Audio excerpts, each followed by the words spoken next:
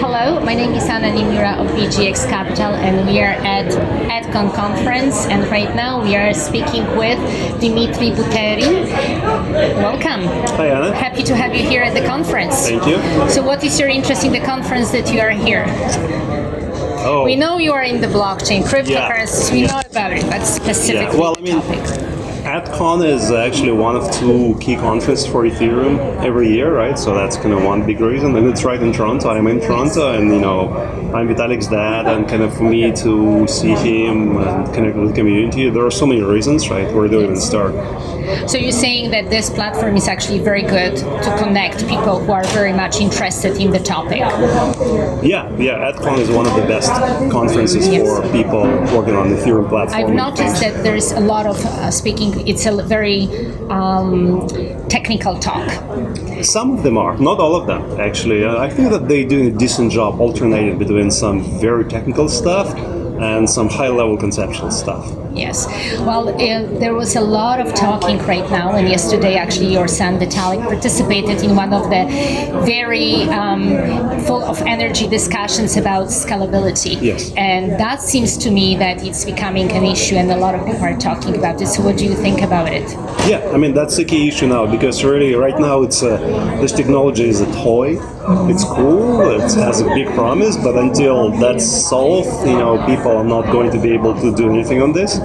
So it's really like every technology starts out like this. Oh, that's a little pilot, we're playing with that. So Ethereum is at the stage when it's clear that there's a huge potential, but people have to solve those scalability problems, and that's But I'm very confident that all these bright minds working on this stuff, I'm very excited about the progress I have seen in the last year. I've noticed, I was actually very surprised yesterday, there was like new kids in the block and they ran the world. That's what I can see it, right?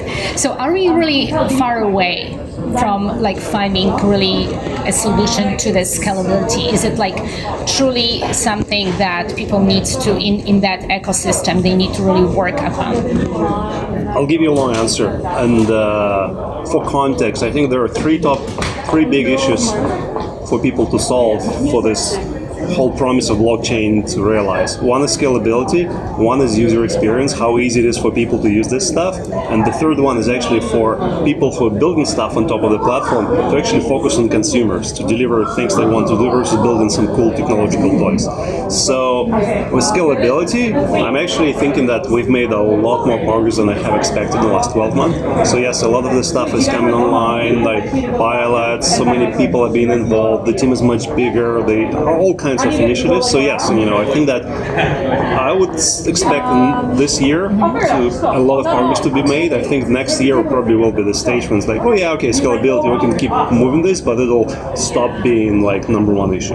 What I can see right now, blockchain. Cryptocurrencies maybe less, but blockchain is very reserved to professional people. Do you think that eventually, as you mentioned, user experience, that is going to achieve the level that regular people can use it the same way as they use computers? They don't know how to build the computers, but they know how to operate the computers. Even with cryptocurrencies, right? I think a tiny percentage of people actually have an idea what it is. And if you even look at the applications that are used to, wallets, to store your currency, most of them are unusable. I cannot give it to my mom and tell, hey, mom, use this app. It's it's way too hard, it's way too flaky, full of problems. So it'll get there, the cryptocurrency as well as the blockchain technologies. So blockchain is just a generic name for their underlying technology, but then people have to build apps on top of this. So I think the next few years, people will stop talking about blockchain. It will be like, okay, it's like plumbing underneath of this, but it's really okay, I want to trade some digital games, so play digital games or trade some digital cats, whatever I want to do. And people will not think, oh, there's blockchain behind this. Who cares about blockchain? Yes, so it's going to be just a part of our life without exactly, just like internet, right? Yes. People used to talk, information superhighway, how exciting. But now, internet, whatever. But now, Facebook and Twitter. One more question for you, and I wanted actually to ask you something about your son. At some point, he mentioned that you encouraged him to build the games. So did you two find that he wanted to play the games and you wanted him to build the games? No, it's not like that. It's I'm a computer geek myself. I was very excited as he was growing up. How can I give him more opportunities to work and play with computers. The opportunities that I did not have in my life when I was growing up in the Soviet Union, and we're looking for different opportunities. And then we found some courses for kids. They were teaching kids programming by building computer game, which makes a lot of sense because like the way I was taught computer science, like very dry, like lectures of this, and this way it was much more accessible and much more exciting for him. He got quite engaged. Oh yeah, I can build this little game.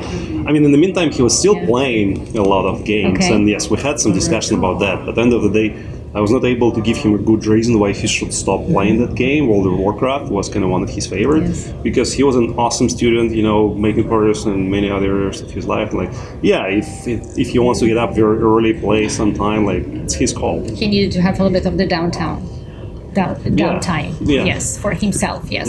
So practically in a way for your son, he started to learn more through games, through building the games.